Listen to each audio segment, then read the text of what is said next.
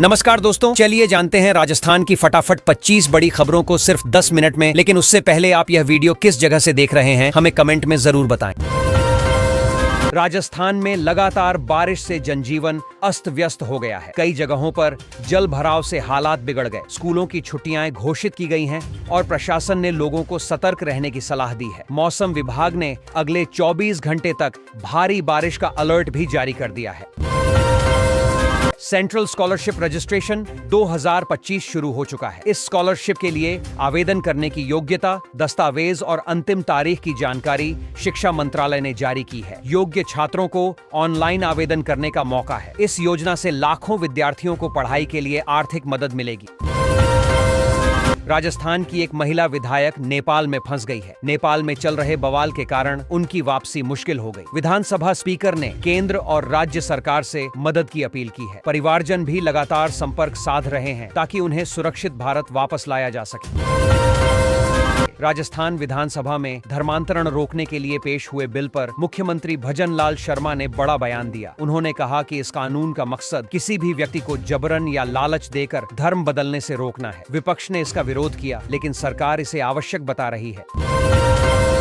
सचिन पायलट के अगले मुख्यमंत्री बनने को लेकर चर्चा तेज हो गई है। इस पर राजस्थान कांग्रेस अध्यक्ष गोविंद डोटासरा ने साफ कहा कि आलाकमान जो फैसला करेगा वही अंतिम होगा। उन्होंने कहा कि अभी संगठन चुनाव की तैयारी कर रहा है और किसी तरह की अटकलें लगाना सही नहीं है। उप मुख्यमंत्री दिया कुमारी ने राजस्थान से चलने वाली फ्लिक्स बस को हरी झंडी दिखाई। इस सेवा से यात्रियों को दिल्ली, जयपुर, उदयपुर जैसे बड़े शहरों तक आसानी से किफायती सफर करने का विकल्प मिलेगा। सरकार का दावा है कि इससे सड़क परिवहन को और आधुनिक और सुरक्षित बनाया जा सकेगा। राजस्थान में स्क्रब टाइफस के मामले लगातार बढ़ रहे हैं। कई मरीज सरकारी अस्पतालों में भर्ती हो रहे हैं। स्वास्थ्य विभाग ने विशेष वार्ड बनाए हैं और दवाओं की पर्याप्त व्यवस्था की है। डॉक्टरों का कहना है कि लक्षण दिखने पर तुरंत जांच और इलाज जरूरी है, वरना खतरा बढ़ सकता है। राजस्थान सरकार द्वारा पारित धर्मांतरण विरोधी अधिनियम को लेकर डॉ. राजकमल गुप्ता ने बड़ा बयान दिया। उन्होंने कहा कि जैसे राजस्थान ने कदम उठाया है, वैसे ही देश के अन्य राज्यों को भी यह कानून लागू करना चाहिए ताकि समाज में धार्मिक सद्भावना और व्यवस्था बनी रहे। राजस्थान राज्य विद्युत निगम लिमिटेड RVUNL ने 2163 पदों पर भर्ती के लिए आवेदन शुरू कर दिए हैं। इसमें तकनीकी और गैर तकनीकी दोनों तरह के पद शामिल हैं। इच्छुक उम्मीदवार आधिकारिक वेबसाइट से आवेदन कर सकते हैं। भर्ती प्रक्रिया पूरी तरह ऑनलाइन होगी और अंतिम तारीख तक फॉर्म भरना जरूरी है।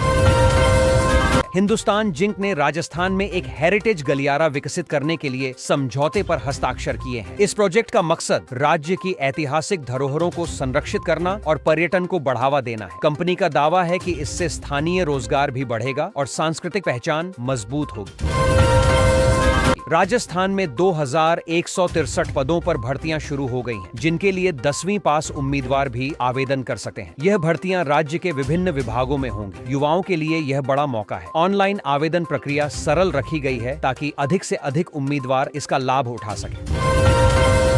स्वच्छ वायु सर्वेक्षण 2025 में राजस्थान के अलवर और उदयपुर शहरों को राष्ट्रीय स्तर पर सम्मान मिला है। इन शहरों ने प्रदूषण नियंत्रण और स्वच्छ वायु बनाए रखने के क्षेत्र में बेहतरीन काम किया। स्थानीय प्रशासन और जनता की भागीदारी से यह उपलब्धि हासिल हुई है, जिससे राज्य का मान बढ़ा। राजस्थान विधानसभा में धर्मांतरण रोकने का बिल पास होते ही सदन में हंगामा हो गया। बीजेपी विधायक के एक बयान पर विपक्ष ने कड़ा विरोध जताया। हालांकि सरकार ने इसे समाज की सुरक्षा के लिए आवश्यक कदम बताया। इस दौरान विधानसभा में माहौल काफी गर्म हो गया और बहस लंबी चली। वरिष्ठ नागरिकों के लिए तीर्थ यात्रा की विशेष ट्रेन 14 सितंबर को रवाना होगी। यह यात्रा सरकार की योजना के तहत होगी, जिसमें बुजुर्गों को मुफ्त यात्रा सुविधा मिलेगी। प्रशासन ने यात्रियों के आराम और सुरक्षा के लिए खास इंतजाम किए हैं। इससे बुजुर्गों में काफी उत्साह देखा जा रहा है। राजस्थान पुलिस कांस्टेबल भर्ती 2025 के लिए एडमिट कार्ड जल्द ही जारी किए जाएंगे। विभाग ने तैयारी शुरू कर दी है। लाखों उम्मीदवार इस भर्ती परीक्षा का बेसब्री से इंतजार कर रहे हैं। परीक्षाओं को निष्पक्ष और पारदर्शी बनाने के लिए विशेष व्यवस्था की जा रही है। है। RPSSC ने राजस्थान में फर्स्ट ग्रेड कृषि शिक्षक भर्ती के लिए आवेदन प्रक्रिया शुरू कर दी है। इच्छुक उम्मीदवार निर्धारित तारीख तक ऑनलाइन आवेदन कर सकते हैं। यह भर्ती कृषि क्षेत्र में युवाओं को रोजगार का बड़ा अवसर देने वाली है। आयोग ने पूरी जानकारी आधिकारिक वेबसाइट पर जारी की है। वेहिप के राष्ट्रीय महामंत्री परांडे ने कहा कि विस्थापित हिंदुओं के लिए संगठन सशक्त नेतृत्व कर रहा है। उन्होंने दावा किया कि वेहिप इन परिवारों के पुनर्वास, शिक्षा और रोजगार के लिए लगातार काम कर रहा है। संगठन चाहता है कि सरकार भी इनकी समस्याओं पर गंभीरता से ध्यान दे। जोधपुर के मंडोर में रावण की पूजा होती है। यहाँ श्रद्धालु मानते हैं कि यह मंदोदरी का मायका है, इसलिए रावण का सम्मान किया जाता है। दशहरे पर यहाँ खास आयोजन होता है और लोग बड़ी संख्या में जुटे हैं। यह परंपरा सालों से चली आ रही है और अब भी कायम है। राजस्थान विधानसभा में नया बिल पास हुआ है। अब मछलियों का शिकार करने पर 50,000 रुपए तक का जुर्माना लगेगा। सरकार का कहना है कि यह फैसला जलजीवों की सुरक्षा और पर्यावरण संरक्षण के लिए जरूरी है। नियम तोड़ने वालों पर सख्त कार्रवाई होगी। जयपुर के 2 स्कूलों को बम से उड़ाने की धमकी मिली है। ईमेल के जरिए भेजे गए इस संदेश से छात्रों और स्टाफ में हड़कंप मच गया। पुलिस ने जांच शुरू कर दी है और सुरक्षा व्यवस्था कड़ी कर दी गई है। बच्चों को फिलहाल सुरक्षित स्थान पर भेजा गया। राजस्थान सरकार बिजनेस बढ़ाने के लिए खास योजना ला रही है। यहाँ बिजनेसमैन को 2 करोड़ रुपए तक का लोन मिलेगा और उस पर ब्याज की 8% सब्सिडी भी दी जाएगी। इससे राज्य में उद्यमियों को राहत मिलेगी और नए उद्योग लगाने की राह आसान हो जाएगी। सचिन पायलट का 48वां जन्मदिन युवाओं के लिए किसी त्योहार से कम नहीं रहा। उन्होंने मिलकर 48 केक काटे और आतिशबाजी कर खूब जश्न मनाया। सोशल मीडिया पर भी शुभकामनाओं का तांता लगा रहा। पायलट के समर्थकों में इस मौके पर जबरदस्त उत्साह देखने को मिला। राजस्थान सरकार ने कहा है कि किसानों से न्यूनतम समर्थन मूल्य पर उपज खरीदी जाएगी। सहकारिता मंत्री ने यह भरोसा दिलाया कि किसी किसान को दिक्कत नहीं होगी। यह कदम किसानों के हित में है और उन्हें उचित दाम दिलाने में मदद करेगा। कमजोर मानसून ने कई राज्यों में तबाही मचाई है। कहीं फसलें बर्बाद हो गईं, तो कहीं घर और सड़कें डूब गई। अब लोग सरकार से राहत पैकेज और मदद का इंतजार कर रहे हैं। किसान खास तौर पर प्रभावित हुए हैं क्योंकि उनकी उपज पूरी तरह से खराब हो चुकी है। जयपुर से जोधपुर का सफर अब बेहद आसान होने जा रहा है। सरकार 11,492 करोड़ रुपए की लागत से नया एक्सप्रेसवे बना रही है। इस एक्सप्रेसवे से दोनों शहरों के बीच की दूरी मात्र 4 घंटे में पूरी हो सकेगी। हाईवे की चौड़ाई 350 मीटर होगी।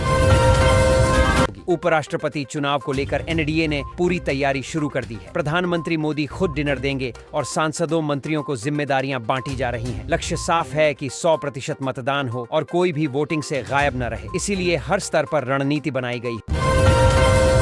राजस्थान के उन किसानों के लिए बड़ी खुशखबरी आई है जो अभी भी बैलों से खेती करते हैं। राज्य सरकार अब उन्हें 30,000 रुपए की आर्थिक मदद देगी। ये योजना छोटे किसानों को राहत देगी जिनके पास आधुनिक उपकरण नहीं है और जो परंपरागत तरीके से खेती कर रहे हैं। यूपी स्टेट शूटिंग चैंपियनशिप में जिले के खिलाड़ियों ने शानदार प्रदर्शन किया। उन्होंने कुल 14 पदक अपने नाम किए। इस उपलब्धि से जिले का नाम रोशन हुआ है। खिलाड़ियों की मेहनत और कोचों की ट्रेनिंग रंग लाई। अब उन्हें राष्ट्रीय स्तर पर प्रदर्शन करने का मौका मिल सकता है। एग्जाम देने की जिद कुछ छात्रों पर किस कदर हावी होती है, इसका उदाहरण 5 दोस्तों ने दिया। ट्रेन और कार न मिलने पर उन्होंने हेलीकॉप्टर किराए पर लिया और 300 किलोमीटर का सफर तय करके परीक्षा केंद्र पहुंचे। ये वाकया सबको चौंकाने वाला रहा। गौतम अडानी की कंपनी ने पड़ोसी देश के साथ एक बड़ी डील की है। इस डील का असर शेयर बाजार पर दिखा। अडानी ग्रुप के शेयर रॉकेट की तरह चढ़ गए और निवेशकों की कमाई अचानक बढ़ गई। कारोबारियों का कहना है कि यह सौदा कंपनी के लिए मील का पत्थर साबित होगा। एक बड़ा हादसा टल गया जब यार्ड में ले जाते समय ट्रेन का इंजन पटरी से उतर गया। यह घटना प्लेटफॉर्म नंबर 1 के पास हुई, जिससे संचालन कुछ देर के लिए बाधित रहा। रेलवे कर्मचारियों ने तुरंत कार्रवाई की और बड़ी दुर्घटना होने से रोक ली। उदयपुर में मूसलाधार बारिश से हालात बिगड़ गए। लैंडस्लाइड के कारण हाईवे जाम हो गया और लोगों को घंटों फंसा रहना पड़ा। शहर में जगह जगह पानी भर गया। अचानक हुई इस बारिश से जनजीवन अस्त व्यस्त हो गया। प्रशासन ने अलर्ट जारी किया है। है। राजस्थान के मुख्यमंत्री भजन लाल शर्मा ने बड़ा ऐलान किया है। उन्होंने कहा कि राज्य को देश का सबसे बड़ा डेयरी हब बनाया जाएगा। इसके लिए नए प्रोजेक्ट लाए जाएंगे और किसानों को प्रोत्साहन दिया जाएगा। इस पहल से दूध उत्पादन और रोजगार दोनों में बढ़ोतरी हो। जयपुर विकास प्राधिकरण ने बड़ी कार्रवाई करते हुए 14 बीघा जमीन पर बनी 3 अवैध कॉलोनियों को ध्वस्त कर दिया। प्रशासन का कहना है कि ये कॉलोनियां बिना अनुमति के बनाई गई थी। कार्रवाई के दौरान भारी पुलिस बल भी मौजूद था ताकि किसी तरह का विरोध न हो। डिग्गी मालपुरा से कल्याणपुरा फाटक के बीच अब चौड़ी सड़क बनेगी। योजना के अनुसार सड़क 100 से 120 फीट चौड़ी बनाई जाएगी। इससे यातायात में सुगमता आएगी और क्षेत्र के लोगों को फायदा होगा। लंबे समय से इस सड़क को लेकर मांग उठ रही थी। नाहरगढ़ किले के रेस्टोरेंट में सीट बुकिंग को लेकर झगड़ा इतना बढ़ गया कि मामला हाथापाई तक पहुंच गया। वहां मौजूद लोगों ने बताया कि थानेदार से जुड़े परिवार का हवाला देकर हंगामा किया गया। इस घटना का वीडियो सोशल मीडिया पर वायरल हो गया। राजस्थान के शिक्षा मंत्री ने परीक्षा में अपना अलग अंदाज दिखाया। उनकी भतीजी ने रौब दिखाने की कोशिश की तो उन्होंने साफ कह दिया कि नियम सबके लिए बराबर है। इस बात से लोग खुश हुए और उनकी ईमानदारी की जमकर तारीफ की जा रही। कोटा में एक खौफनाक नजारा देखने को मिला जब 2 कोबरा सांप आपस में भिड़ गए। वीडियो में दोनों सांपों की लड़ाई देखकर लोग डर गए। हालांकि समय रहते सांपों को पकड़ लिया गया और किसी की जान को खतरा नहीं हुआ। यह नजारा लोगों में चर्चा का विषय बन गया।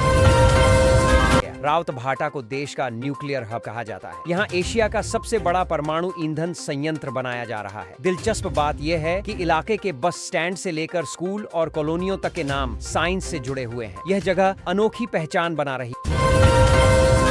मौसम विभाग ने चेतावनी दी है कि राजस्थान में आने वाले दिनों में भारी बारिश होगी। दिल्ली समेत आसपास के इलाकों में भी अलर्ट जारी किया गया है। लोगों से सतर्क रहने को कहा गया है। बारिश से पहले ही कई जगह बाढ़ जैसे हालात बने हुए। कोटा रेलवे स्टेशन पर पुनर्विकास का काम चल रहा है। इसी वजह से कुछ ट्रेनों के संचालन में बदलाव किया गया है। यात्रियों को पहले से जानकारी दी जा रही है ताकि उन्हें परेशानी न हो। काम पूरा होने पर स्टेशन पर आधुनिक सुविधाएं उपलब्ध होंगी। राजस्थान में लगातार बारिश से जनजीवन अस्त व्यस्त हो गया है। कहीं लैंडस्लाइड हो रहे हैं तो कहीं गांव पानी में टापू बन गए हैं। सड़कें टूट गई हैं और लोगों को आवाजाही में भारी दिक्कतें आ रही हैं। प्रशासन राहत कार्यों में जुटा है। साइबर ठगी का मामला सामने आया है। आरोपी ने खुद को साइबर सेल कमिश्नर बताकर भट्टा संचालक से 2,25,000 रुपए ऐंठ लिए। जांच में आरोपी को राजस्थान से गिरफ्तार कर लिया गया। पुलिस अब उससे पूछताछ कर रही है कि और किन किन को उसने ठगा। राजस्थान में अब भर्ती परीक्षाएं टैबलेट्स पर होने वाली हैं। इसके लिए सरकार IIT कानपुर और IIT मद्रास के साथ मिलकर परीक्षण कर रही है। इससे कॉपी करने की संभावना कम होगी और एग्जाम ज्यादा पारदर्शी हो जाएंगे। उम्मीदवारों को भी टेक्नोलॉजी से फायदा मिलेगा। बाड़मेर के रेगिस्तानी इलाके में हालात बिगड़ गए हैं। बारिश से अचानक बाढ़ जैसी स्थिति बन गई। सेना को लोगों की मदद के लिए बुलाना पड़ा। सेना ने 21 लोगों को सुरक्षित रेस्क्यू किया। लोगों में डर का माहौल है क्योंकि रेगिस्तान में इतनी बारिश पहले कभी नहीं देखी गई। राजस्थान लोक सेवा आयोग यानी RPSC ने असिस्टेंट प्रोफेसर परीक्षा की आंसर की जारी कर दी है। कुल 14 विषयों की आंसर की वेबसाइट पर अपलोड की गई है। जिन उम्मीदवारों ने एग्जाम दिया था वे अब अपने जवाब मिलाकर अंदाजा लगा सकते हैं कि उनका परिणाम कैसा रहेगा। त्योहारों में लोगों की भीड़ को देखते हुए रेलवे ने राजस्थान से दिल्ली और मुंबई जाने वालों के लिए स्पेशल ट्रेन चलाई है। इससे यात्रियों को काफी राहत मिलेगी। सीटों की संख्या बढ़ने से त्योहारों के दौरान सफर आसान हो जाएगा। लोग बिना दिक्कत अपने परिवार तक पहुंच सकेंगे। राजस्थान पुलिस कांस्टेबल भर्ती परीक्षा को लेकर परीक्षा शहर की स्लिप जारी कर दी गई है। अब अभ्यर्थी यह देख सकते हैं कि उन्हें किस शहर में परीक्षा देनी है। यह जानकारी ऑनलाइन पोर्टल से ली जा सकती है। उम्मीदवार अब अपनी तैयारी उसी हिसाब से प्लान कर सकते हैं। राजस्थान में लगातार बारिश से जनजीवन अस्त व्यस्त हो गया है। कई जगहों पर जल भराव से हालात बिगड़ गए। स्कूलों की छुट्टियां घोषित की गई हैं और प्रशासन ने लोगों को सतर्क रहने की सलाह दी है। मौसम विभाग ने अगले 24 घंटे तक भारी बारिश का अलर्ट भी जारी कर दिया है। सेंट्रल स्कॉलरशिप रजिस्ट्रेशन 2025 शुरू हो चुका है। इस स्कॉलरशिप के लिए आवेदन करने की योग्यता, दस्तावेज और अंतिम तारीख की जानकारी शिक्षा मंत्रालय ने जारी की है। योग्य छात्रों को ऑनलाइन आवेदन करने का मौका है। इस योजना से लाखों विद्यार्थियों को पढ़ाई के लिए आर्थिक मदद मिलेगी। राजस्थान की एक महिला विधायक नेपाल में फंस गई है। नेपाल में चल रहे बवाल के कारण उनकी वापसी मुश्किल हो गई। विधानसभा स्पीकर ने केंद्र और राज्य सरकार से मदद की अपील की है। परिवारजन भी लगातार संपर्क साध रहे हैं ताकि उन्हें सुरक्षित भारत वापस लाया जा सके। राजस्थान विधानसभा में धर्मांतरण रोकने के लिए पेश हुए बिल पर मुख्यमंत्री भजन लाल शर्मा ने बड़ा बयान दिया। उन्होंने कहा कि इस कानून का मकसद किसी भी व्यक्ति को जबरन या लालच देकर धर्म बदलने से रोकना है। विपक्ष ने इसका विरोध किया, लेकिन सरकार इसे आवश्यक बता रही है। सचिन पायलट के अगले मुख्यमंत्री बनने को लेकर चर्चा तेज हो गई है। इस पर राजस्थान कांग्रेस अध्यक्ष गोविंद डोटासरा ने साफ कहा कि आलाकमान जो फैसला करेगा वही अंतिम होगा।